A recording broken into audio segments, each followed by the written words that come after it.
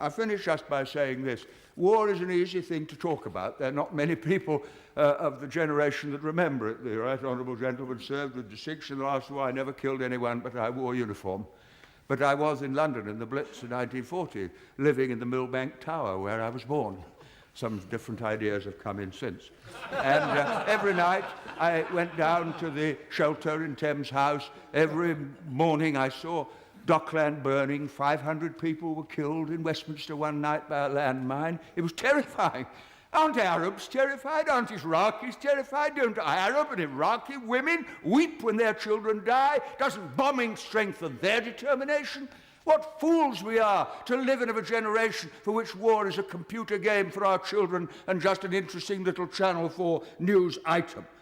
Every member of Parliament tonight who votes for the government motion will be consciously and deliberately accepting the responsibility for the deaths of innocent people if the war begins, as I fear it will. Now, that's for their decision to take.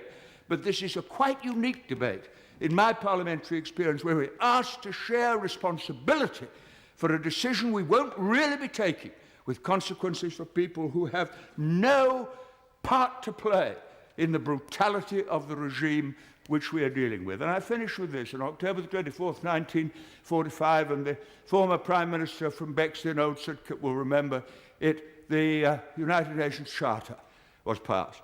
And the words of that charter etched into my mind and move me even as I think of them. We, the peoples of the United Nations, determined to save future generations, succeeding generations, from the scourge of war, which twice in our lifetime has caused untold suffering to mankind.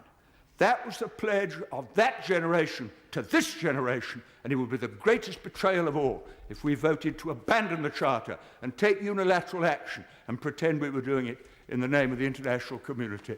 And I shall vote against the motion for the reasons that I've given the House.